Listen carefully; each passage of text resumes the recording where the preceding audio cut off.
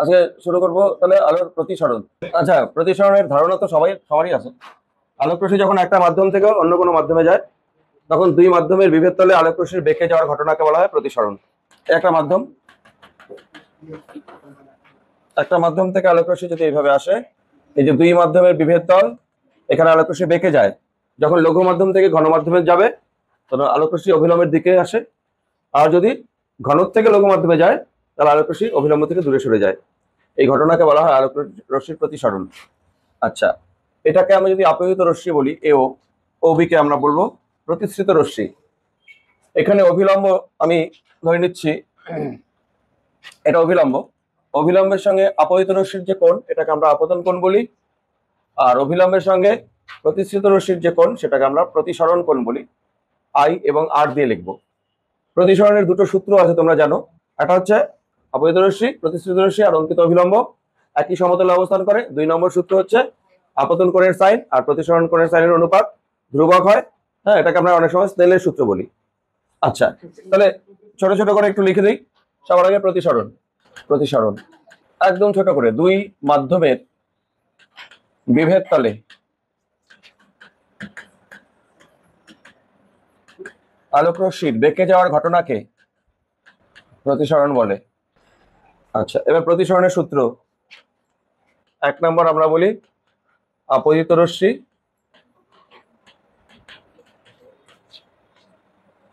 কমা প্রতিসৃত রশ্মি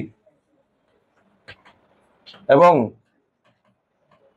অঙ্কিত অভিলম্ব একই সমতলে থাকে।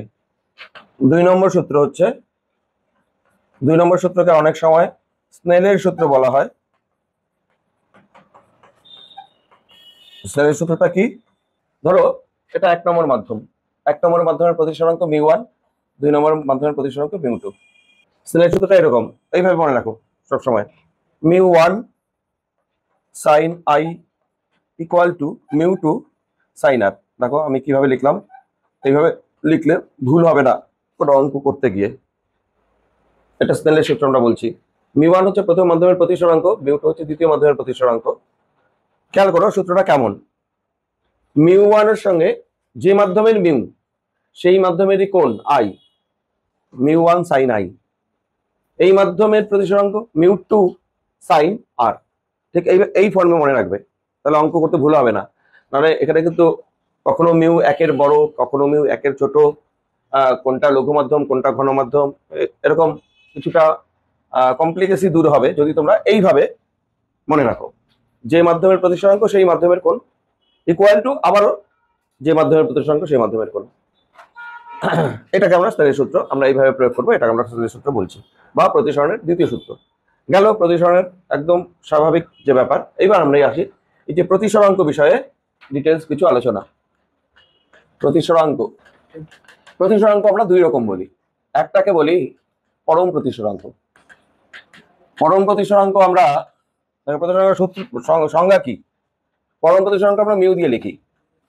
শূন্য মাধ্যমে আলোর বেগ বাই ওই মাধ্যমে, যে মাধ্যমে পরম প্রতিসরাঙ্ক বলা হচ্ছে, ওই মাধ্যমে আলোর বেগ।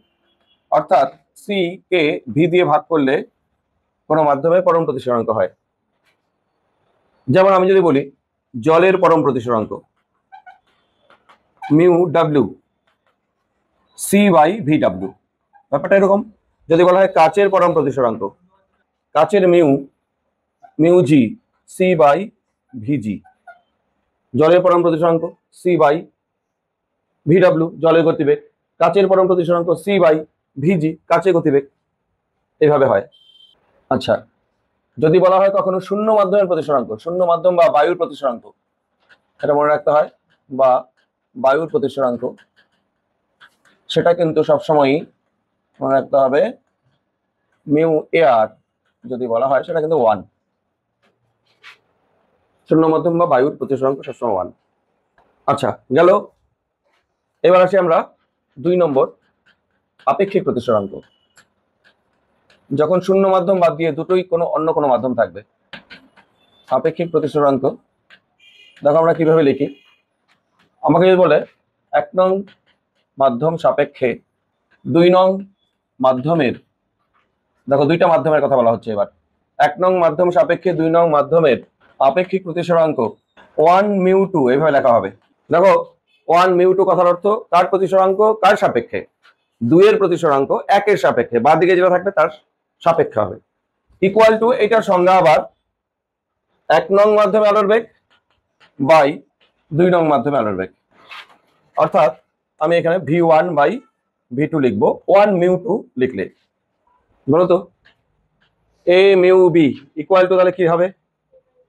v, হ্যাঁ, a মাধ্যমে আলোর গতিবেগ বাই b মাধ্যমে আলোর গতিবেগ, এরকম ব্যাপারটা আর কি।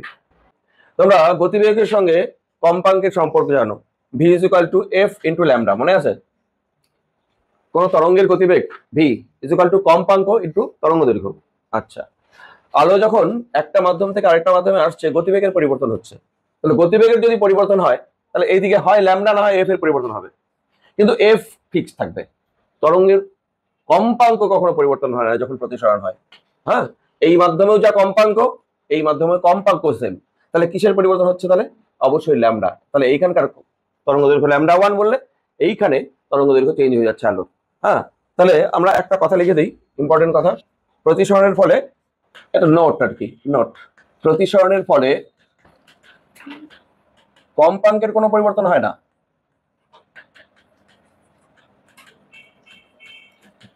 আচ্ছা, আলোর কালারের কোনো পরিবর্তন হয় কি? আলো একটা মাধ্যম থেকে অন্য মাধ্যমে গেলে কালার চেঞ্জ হয়? লাল আলো সবুজ আলো হয়ে যায়? না, না, হয় না, কারণ কম্পাঙ্ক সেম থাকে, কালার নির্ভর করে কম্পাঙ্কের উপরে। তাহলে প্রতিসরণের ফলে কম্পাঙ্কের কোনো পরিবর্তন হয় না। আলোর রং রং কম্পাঙ্কের উপর নির্ভরশীল, সেই জন্য রঙেরও কোনো চেঞ্জ হয় না।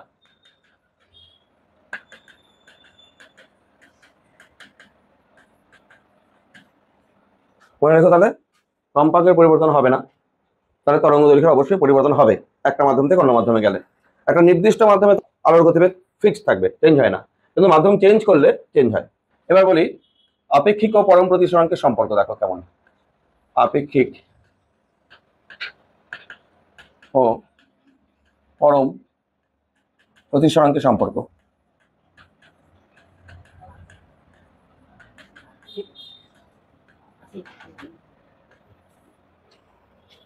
এইমাত্র আমরা দেখলাম, আমি যদি লিখি 1 mu 2 equal two v1 by v2। আচ্ছা, এটা আমরা পেলাম একটু আগে। আমি একটা কাজ করি, এটা দেখো তো, আমি c by v2 by c by v1 লিখতে পারি কিনা?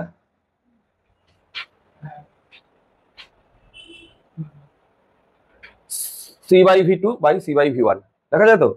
এটাকে তো কাটাকাটি c c কাটলে তো v1 বাই v2 আসবে নাকি? আচ্ছা, দেখো তো তাহলে এইটা দ্বিতীয় মাধ্যমের পরম প্রতিসরাঙ্ক না? মিউ 2 না? এটা মিউ 2 না? পরম প্রতিসরাঙ্ক কি বলছিলাম? Mu is equal to c by v বলছিলাম। দ্বিতীয় মাধ্যম যদি, তাহলে v2 মিউ 1, তাহলে c বাই v1, এটা তো পরম প্রতিসরাঙ্ক। হ্যাঁ, তাহলে c বাই v2 এটা হচ্ছে mu 2, R c by v1 এটা হচ্ছে মিউ 1। দেখো আপেক্ষিক আর পরম প্রতিসরাঙ্কের সম্পর্ক হলো, তার মানে কি 1 mu 2 equal to mu 2 by mu 1। তার মানে এটাকে কিন্তু আমি এরকমও লিখতে পারি, 1 বাই 2 মিউ 1 লেখা যাবে না? মিউ 2 বাই মিউ 1 তো আসলোই। মিউ 2 বাই মিউ 1 যদি 1 মিউ 2 হয়, আমি যদি এবার এটা এরকম করি 1 বাই মিউ 1 বাই মিউ 2, তাহলে মিউ 1 বাই মিউ 2 কি? 2 মিউ 1, তাহলে 1 বাই 2 মিউ 1 লেখা যাবে। তাহলে দেখো 1 মিউ 2 আর 2 মিউ 1 এরা পরস্পর অনন্য। তোমাকে যদি বলে জলের সাপেক্ষে কাচের প্রতিসরাঙ্ক W মিউ জি, বললো 9/8, এবার তোমাকে জিজ্ঞেস করলো কাচের সাপেক্ষে জলের প্রতিসরাঙ্ক কত? 8/9, অনন্য পুরোপুরি। 1 mu 2 is equal to 1 by 2 mu 1। তাহলে এই সম্পর্কগুলো মনে রাখবে। 1 মিউ 2 একটু আগে দেখলাম v1 বাই v2, v1 মানে হচ্ছে f into lambda 1 by f lambda 2 লেখা যায় না? গতিবেগ ইজ ইকুয়াল টু কম্পাঙ্ক ইন্টু তরঙ্গ দৈর্ঘ্য, তাহলে f f কাটা গিয়ে ল্যামডা 1 বাই ল্যামডা 2 হয়। Finally 1 mu 2 equal to 1 by 2 mu 1 equal to mu2 by mu1 equal to v1 by v2 equal to lambda 1 by lambda 2। আমরা এইটা মনে রাখবো পুরোটা। 1 mu2 মানে 1 by 2 mu1, 1 mu2 মানে mu2 by mu1, 1 mu2 মানে v1 by v2, 1 mu2 মানে lambda 1 by lambda 2। একটা ছোট অঙ্ক লেখো, লেখো বায়ু সাপেক্ষে কাচের প্রতিসরাঙ্ক 3/2 এবং বায়ু সাপেক্ষে জলের প্রতিসরাঙ্ক 4/3। বাড়ি এবার জল সাপেক্ষে কাচের প্রতিসরাঙ্ক কত? জল সাপেক্ষে কাচের প্রতিসরাঙ্ক কত? বা উল্টোটা বলতে পারে, কাচ সাপেক্ষে জলের প্রতিসরাঙ্ক কত? দেখো দেওয়া আছে কি a mu g 3/2 এটা দেওয়া আছে, আবার a মানে এয়ার, a mu ওয়াটার এটা দেওয়া আছে 4/3, এই দুটো দেওয়া আছে। বার করতে হবে কি জল সাপেক্ষে কাচ, w mu g এটা বার করতে হবে। w mu g মানে হচ্ছে বায়ু সাপেক্ষে, তো এটা mu g by mu w লিখতে পারো, এ সামনে এ দিতেই পারো, নাও দিতে পারো। তোমার এখানে এ না দিলেও হবে, বায়ু সাপেক্ষে সামনে না দিলেও হয়। হ্যাঁ অ্যাকচুয়ালি কি w mu g কি mu g by mu w, mu g তো দেওয়া আছে 3/2, হ্যাঁ কত হয় বাই 4/3, দেখো 9/8 হবে। কাচের প্রতিসরাঙ্ক 3/2, জলের প্রতিসরাঙ্ক 4/3, দুটাই তো বায়ু, পরম প্রতিসরাঙ্কই তাহলে। তো w mu g কত? mu g by mu w। আচ্ছা যদি বলতো কাচ সাপেক্ষে জলের কত, তাহলে 8/9 লিখতাম। আমি যদি এখানে কাচ লিখতাম, এখানে জল লিখতাম, তাহলে মিউ ডাব্লিউ উপরে হইতো, মিউ জি নিচে হইতো, মিউ ডাব্লিউর ভ্যালু 4/3 উপরে হইতো, 3/2 নিচে হইতো। তারপর পরের বিষয়, তোমরা জানো যে ঘন মাধ্যমে যদি কোনো একটা বস্তু থাকে, জলের মধ্যে এটা একটা ঘন মাধ্যম, এখানে একটা বস্তু আছে, তুমি বায়ুর থেকে হালকা মাধ্যম থেকে এই বস্তুটার অবস্থান দেখছো, তুমি যেখানে বস্তুটা আছে সেখানে আমরা দেখতে পাই না, কোথায় দেখতে পাই? একটু উপরে দেখতে পাই, জল ভর্তি বালতির তলাটা উপরে মনে হয়, তাই না? আবার ঠিক উল্টো ঘটনা যদি হয়, লঘু মাধ্যমে বস্তু, বায়ুতে বস্তু, তুমি জল থেকে দেখছো ওই বস্তুটাকে, এটাকে আবার দূরে মনে হবে। আমরা এখন এই দুইটা কেস করব, যখন বস্তু ঘন মাধ্যমে রাখবো দেখবো কোথা থেকে, লঘু মাধ্যম থেকে, সেই ক্ষেত্রে বস্তুর আপাত অবস্থান কোথায় হয় এটা বার করব। আবার উল্টা কেসটাও দেখবো, আমরা লঘু মাধ্যমে বস্তু রেখে ঘন মাধ্যম থেকে দেখলে বস্তুর আপাত অবস্থান কি হয় সেটা আমরা এখন দেখতে চাই। তাহলে দুটো কেস, এক নম্বর কেস, এক নম্বর বস্তু ঘন মাধ্যমে এবং লঘু মাধ্যম থেকে দেখা হচ্ছে, লঘু মাধ্যম থেকে দেখা হচ্ছে, বাস এরকমই হেডিং থাক। দেখো ছবিটা কিরকম হবে,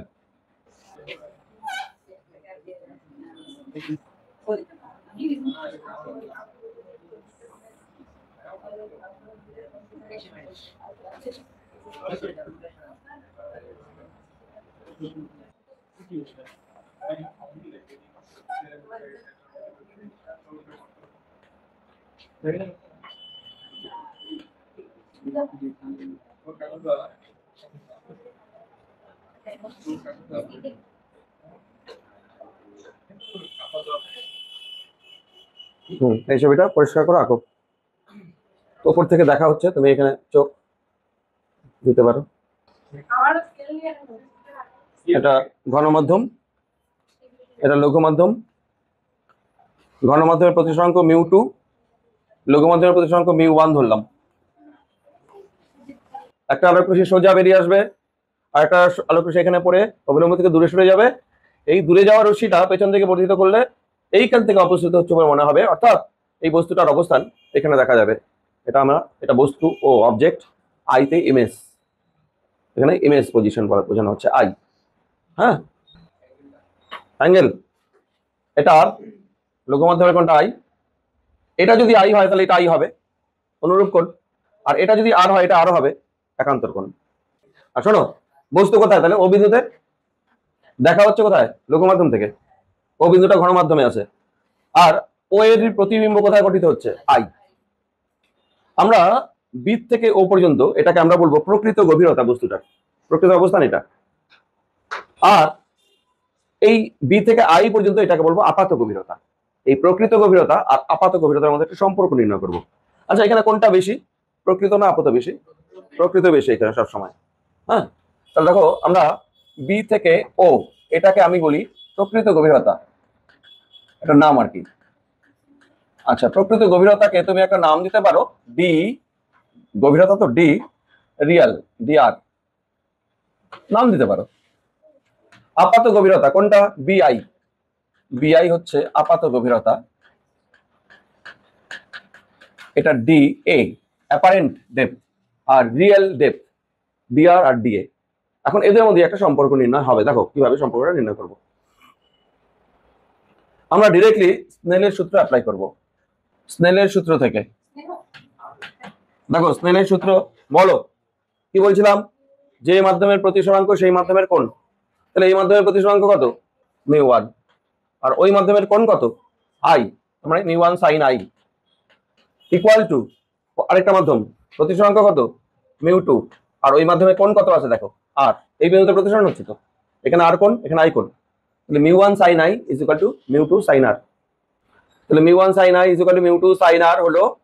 এখন একটা দেখো বিষয়, যখন আমরা উপর থেকে কোনো বস্তুকে দেখি, নিচে বস্তু থাকে, উপর থেকে দেখা মানে প্রায় উপর থেকে দেখা মানে এইরকম প্রায় ভার্টিক্যালি যদি দেখি আমরা, তাহলে দেখো আই বা আর এর মান কিন্তু ক্ষুদ্র হবে।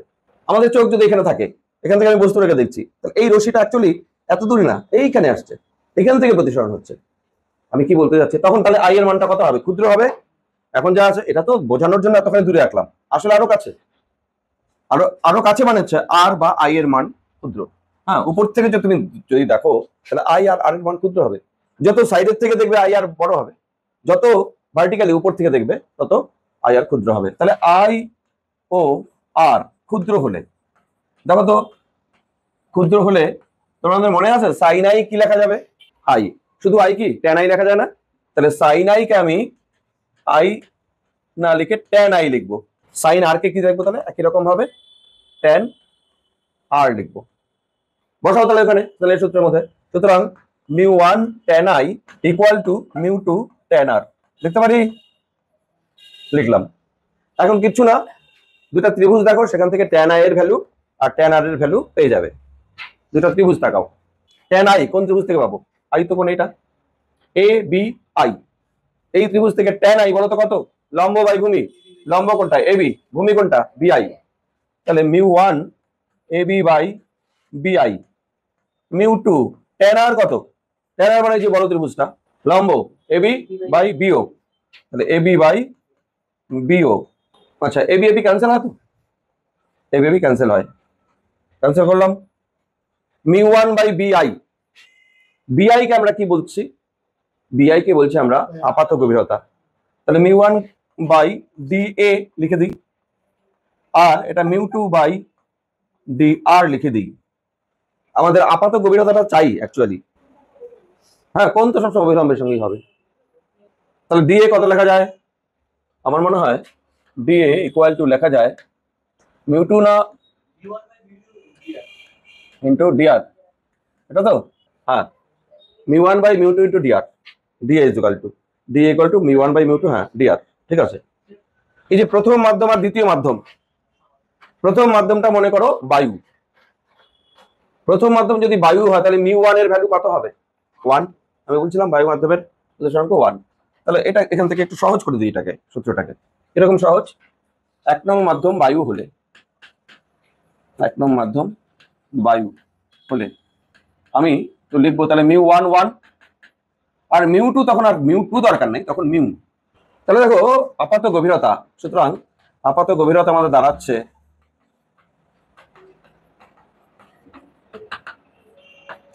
DA equal to D R by প্রকৃত গভীরতা বাই মিউ। একটু সহজ হলো। এখানে আরেকটুখানি বাকি আছে, প্রকৃত আর আপাত গভীরতার মধ্যে আমরা সম্পর্ক নির্ণয় করলাম। এটা যদি এরকম বলে কখনো, যদি বলে এই সরণটা কত, এই সরণটা, এই সরণ কি করে বের হবে? প্রকৃত গভীরতার থেকে আমরা যদি আপাত গভীরতা বিয়োগ করি তাহলে এটা সরণ পাওয়া যাবে। হ্যাঁ, এটাকে বলা হয় লম্ব সরণ বা সরণ লেখো, আপাত সরণ লেখো, আপাত সরণ। এটা অনেক সময় লম্ব সরণও বলে, লম্ব সরণ, সেটা হচ্ছে ধরো ডেল্টা দিয়ে লিখলাম, কি সেটা বিও মাইনাস বিআই, ঠিক আছে না? তার মানে অ্যাকচুয়ালি ডিআর মাইনাস ডিএ, প্রকৃত গভীরতা মাইনাস আপাত গভীরতা, ডি এ কত, ডিআর বাই আবার মিউ, ডিআর কমন নিলে 1 মাইনাস 1 বাই মিউ, এটা হচ্ছে সরণের ফর্মুলা। কতখানি সরণ হলো, বুঝছে? এখানে একটা নোট হিসাবে লিখে নাও, এরকম অঙ্ক আসে, ইম্পর্টেন্ট নোট, এটার উপরে বেস করে ধরো 2-3 রকমের তরল পদার্থ আছে, এই একটা মাধ্যম, এই একটা মাধ্যম, আরো মাধ্যম আছে, খেয়াল করো 2 রকম মাধ্যম আমি এখানে দেখাচ্ছি। এর নিচে একটা বস্তু আছে,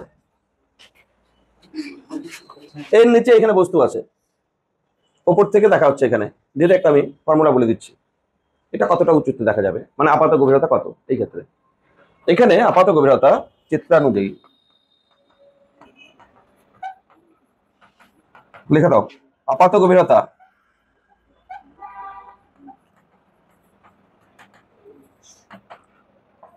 দিয়ে, ধরো উপর থেকে দেখলে 2টা মাধ্যমের জন্য এতটা উপরে দেখা যাবে, তাহলে এই আপাত গভীরতা হয়, সূত্র হচ্ছে d1 by mu one plus d2 by mu two, যদি আরো থাকে d3 by mu three dot dot dot, এরকম ভাবে হবে। এটার গভীরতা d1, এটার প্রতিসরাঙ্ক মিউ ওয়ান, এটার গভীরতা d2, এটার প্রতিসরাঙ্ক মিউ টু, আপাত গভীরতা d1 by mu one plus d2 by mu two plus d3 by mu three, এইভাবে হবে।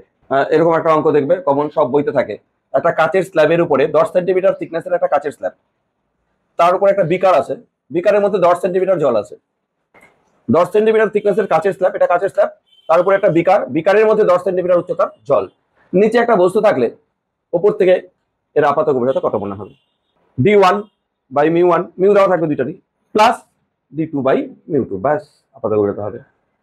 এবার আপাত গভীরতা জানা থাকলে সরণ তুমি বার করতে পারবে। সরণ কত হবে, মোট গভীরতার থেকে আপাত গভীরতা বিয়োগ করো, তাহলে সরণ তুমি বের করবে। তাহলে এটার থেকে কিন্তু অঙ্ক আসে, সেই জন্য নোট হিসাবে আলাদা করে বলে দিলাম। তারপর নেক্সট, এবার উল্টা কেস। উল্টা কেস বলতে নম্বর 2, বস্তু থাকবে কোথায়, বস্তু লঘু মাধ্যমে, আর আমরা দেখবো কোথা থেকে, দেখা হচ্ছে গণমাধ্যম থেকে। তোমাদের বোঝা হয়ে গেছে, এটা আরেকটু শর্টে করে দেবো। ছবি,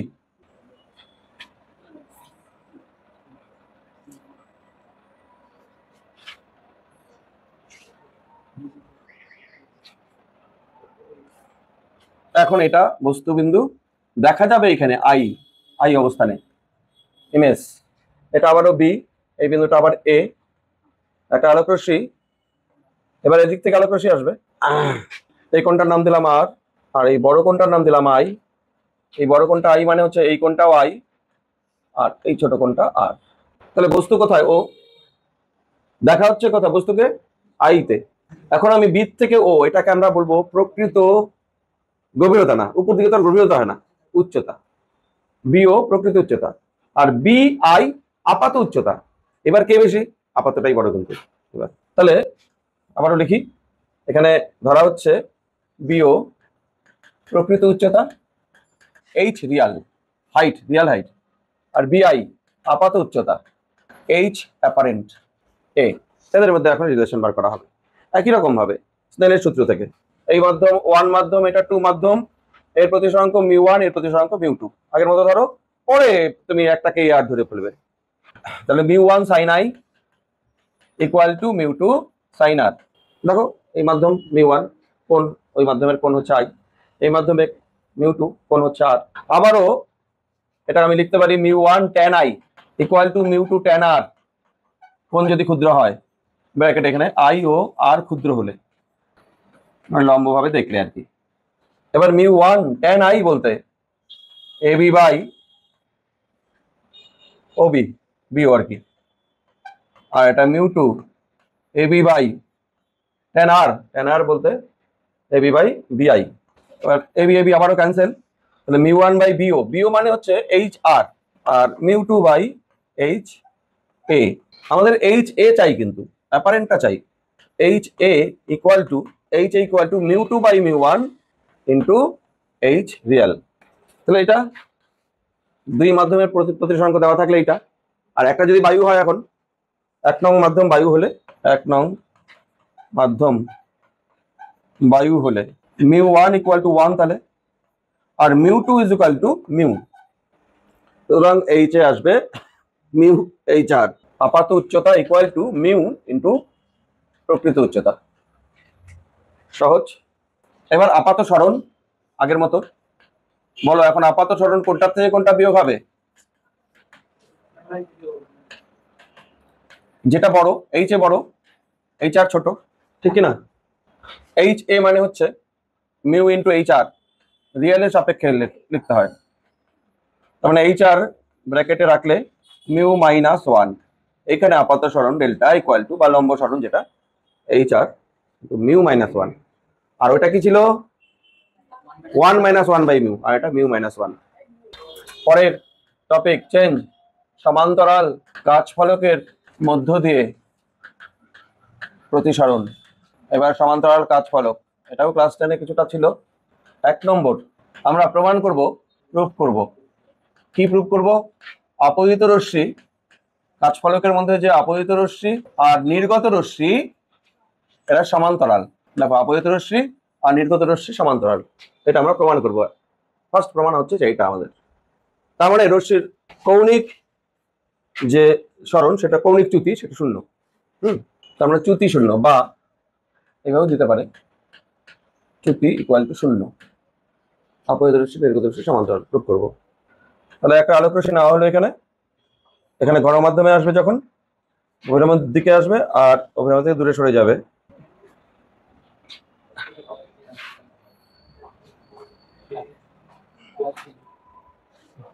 দুই জায়গায় দুটো অভিলম্ব আঁকা হলো। এটা I1 নাম দিলাম, এটা R1 নাম দিলাম, এটা R2 নাম দিলাম, এটা I2 নাম দিলাম।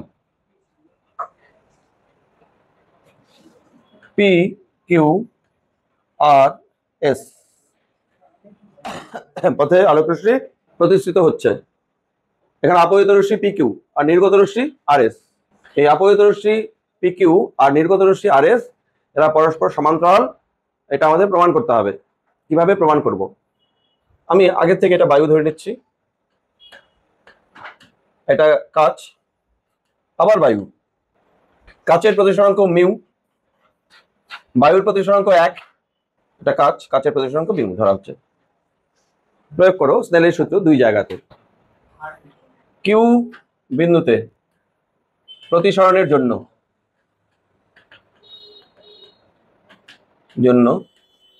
আমি কি লিখতে পারি বলো?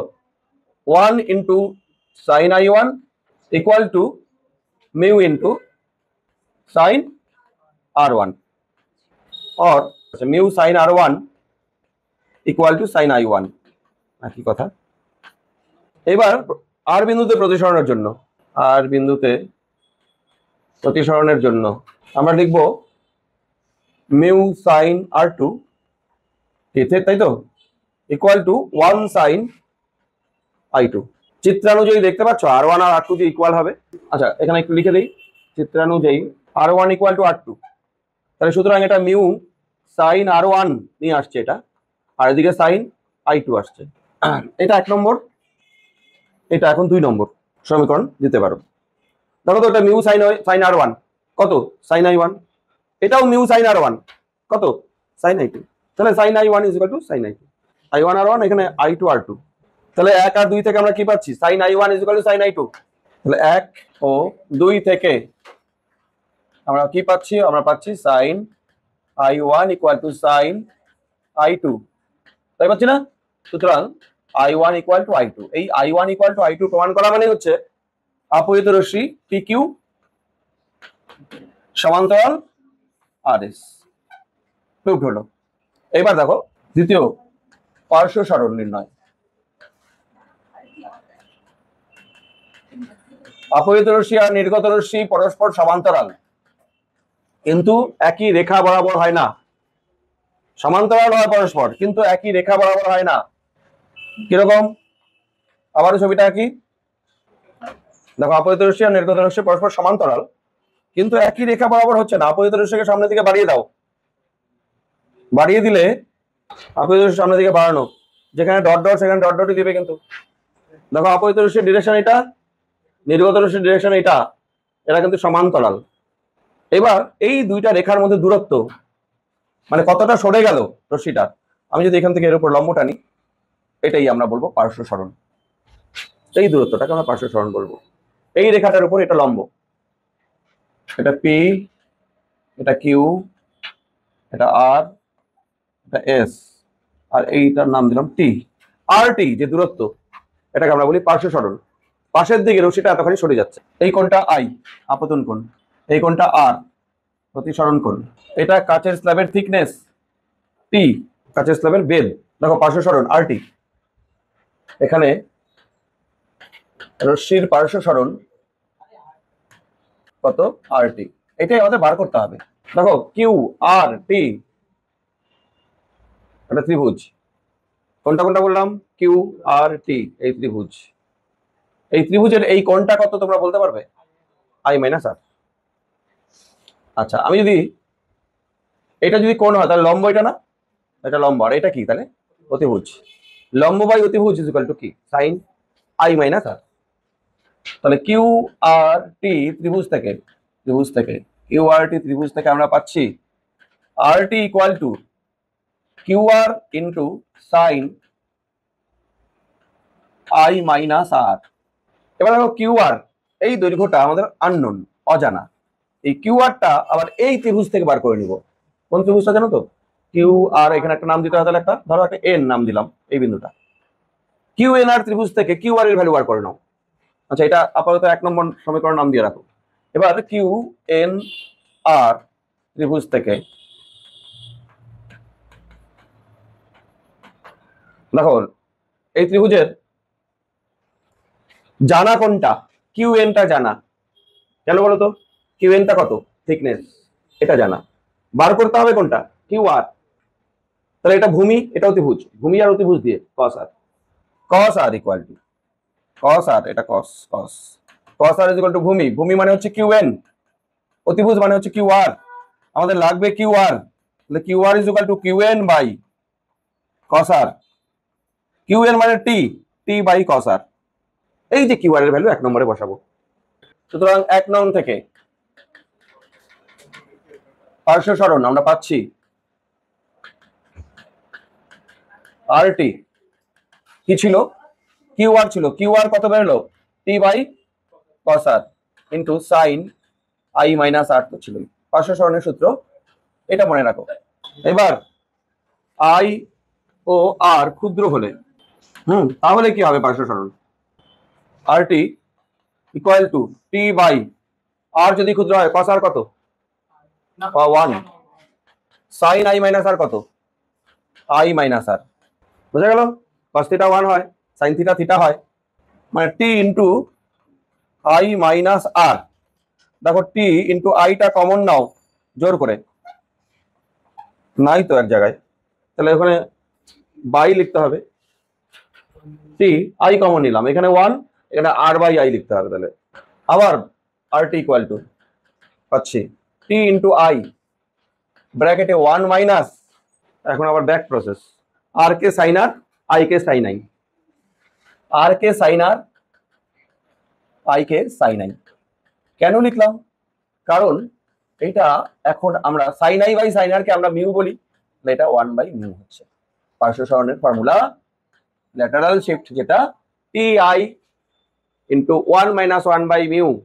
আচ্ছা, প্রথমটার ক্ষেত্রে লম্ব সরণ জানি কত আসছিল, ওই যে জলের মধ্যে বস্তু রেখে বায়ুর থেকে দেখলে সরণটা কত আসছিল, টি মানে এখানে ওখানে ছিল প্রকৃত গভীরতা 1 মাইনাস 1 বাই মিউ ছিল, আর এখানে একটা এক্সট্রা আই আসছে। বোঝা গেল তো? এখানে আই থাকবে আর ওখানে আই ছিল না। গেল পার্শ্ব সরণ। এবার কাচের স্ল্যাবে লম্ব সরণও হয়, দুইটাই মনে রাখবা, এটাও এটাও।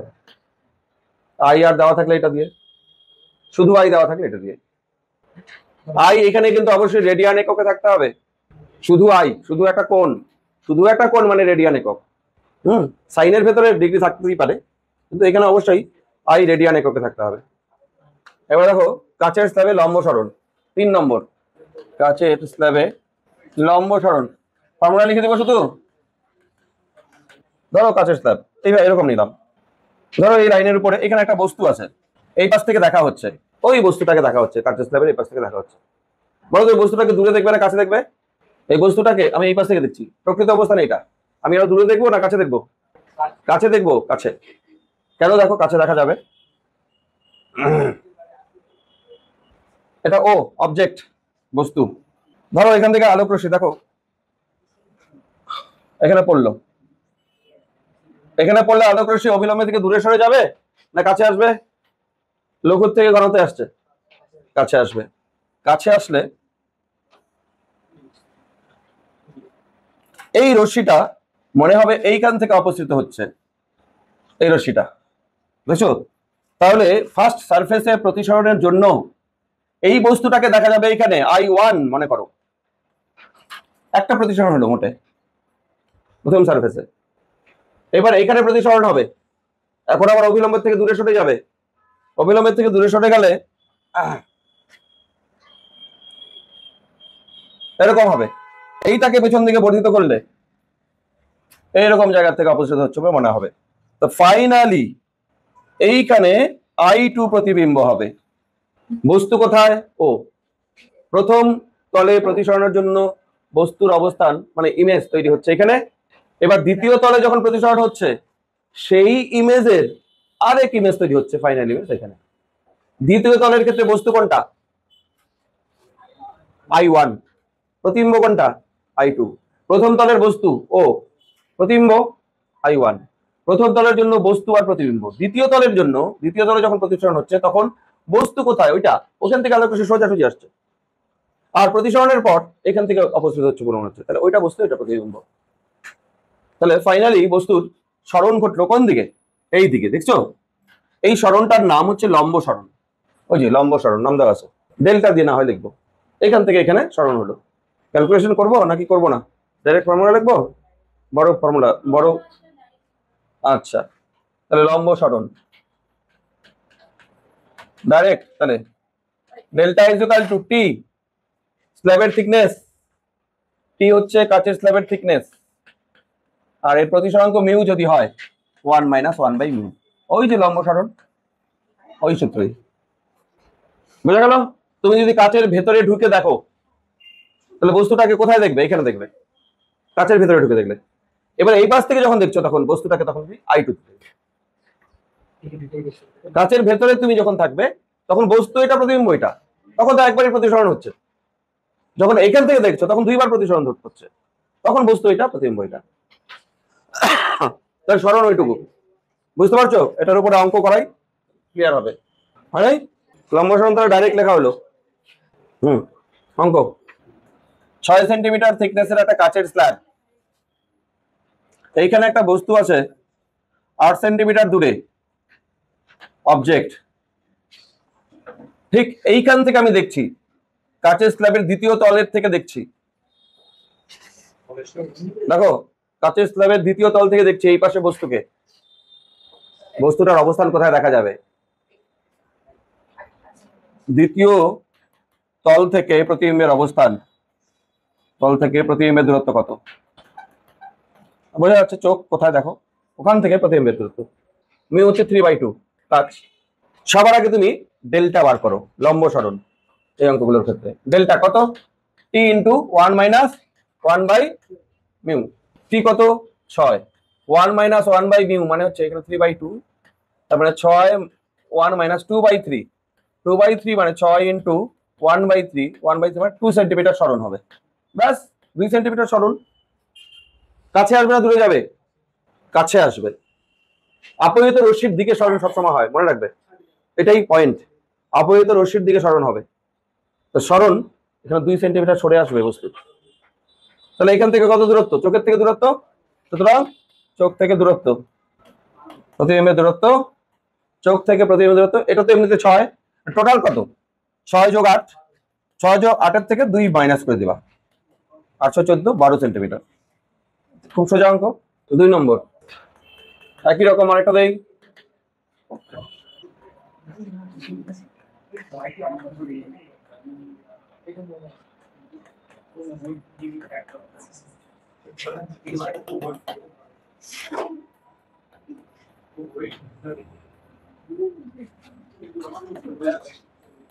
তোমরা অ্যান্সার বলো। দুইটা স্ল্যাব আছে, প্রতিবিম্বের অবস্থান কোথায় হবে? দুইটার জন্য দুইটা ডেল্টা হবে। মোট delta is equal to delta 1 plus delta 2 করবা।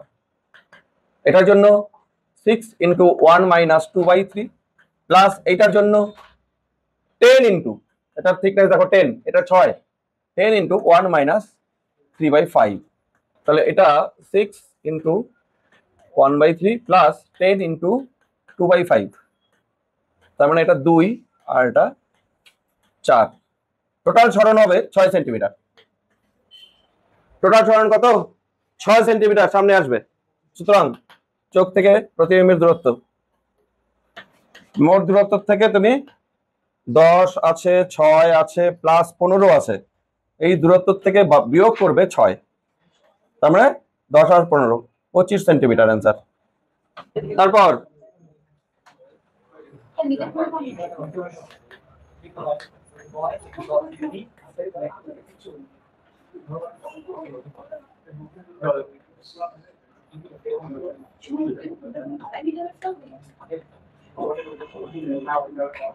আবার 6 সেন্টিমিটার, 10 সেন্টিমিটার, 3/2, 5/3 প্রতিসরাঙ্ক। এইবার প্রশ্ন কিন্তু আলাদা। দেখো কতগুলো অভিসারী রশ্মি, এই অভিসারী রশ্মিগুচ্ছ এখানে মিলিত হওয়ার কথা। এটা মনে করো 10 সেন্টিমিটার দূরে মিলিত হওয়ার কথা কাচের স্ল্যাবগুলো না থাকলে। এবার কাচের স্ল্যাবগুলো থাকার জন্য কোথায় মিলিত হবে? প্রশ্ন এটা। প্রতিবিম্বের অবস্থান কোথায়? কিছুই না, এটা বস্তু। বস্তু সরণ হবে, সরণ মানে ডেল্টা 1 প্লাস ডেল্টা 2, দুইটা ডেল্টা। কোন দিকে সরণ হবে সেটা ইম্পর্টেন্ট। দেখি সরণ কোন দিকে হবে? এইটার এইদিকে হবে না এদিকে হবে? এইদিকে হবে। কেন, কি করে বুঝলা? আপতিত রশ্মির দিকে সরণ, এই জন্যই প্রশ্নটা দেওয়া। প্রতিবিম্বের অবস্থান, প্রতিবিম্বের অবস্থান নির্ণয় করো।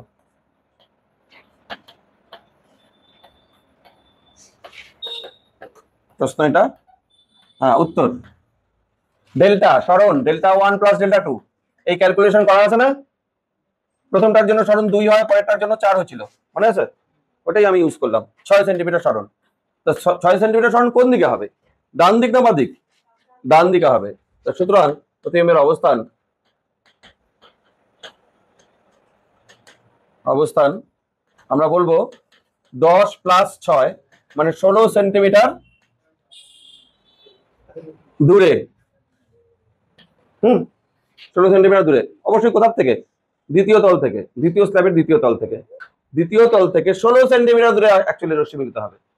হ্যাঁ, রশ্মিটা আসলে এইরকম ভাবে যাবে, উপর দিকে যাবে, কাছে আসবে না। সবই লম্ব সরণের ব্যাপার। লম্ব সরণের লাস্ট অঙ্ক কটা বাজে দেখো?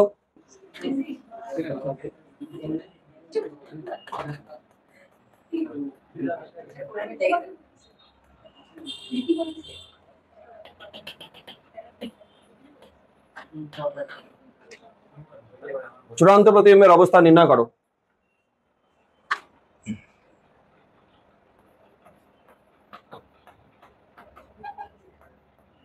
এক পাশে দেখছো আয়না, সমতল দর্পণ।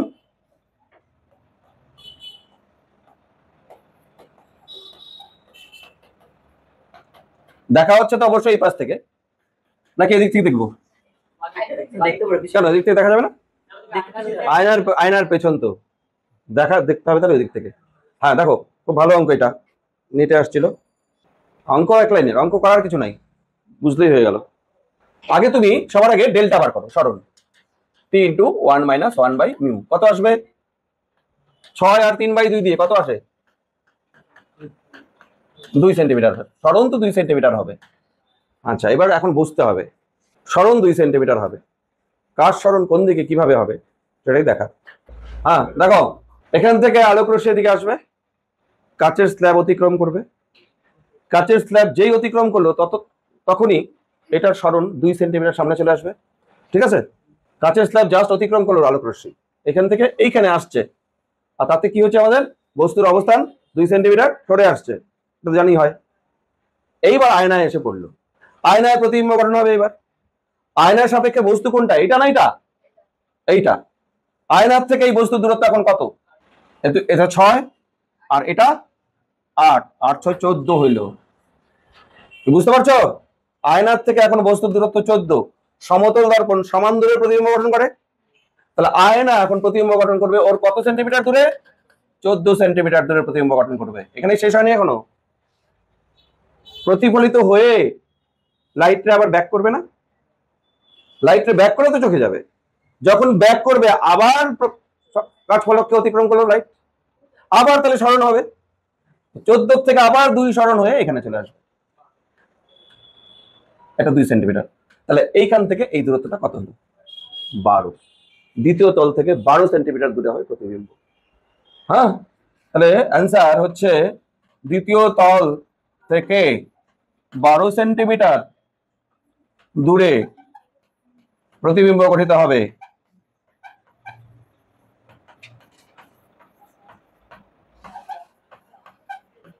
চূড়ান্ত প্রতিবিম্ব এইখানে, চূড়ান্ত প্রতিবিম্ব আই নাম দিলাম। তাহলে সরণ 2 বার হবে, কারণ কাঁচের স্ল্যাবকে 2 বার আলোক রশ্মি অতিক্রম করছে, একবার আসছে আবার প্রতিফলিত হয়ে যাচ্ছে।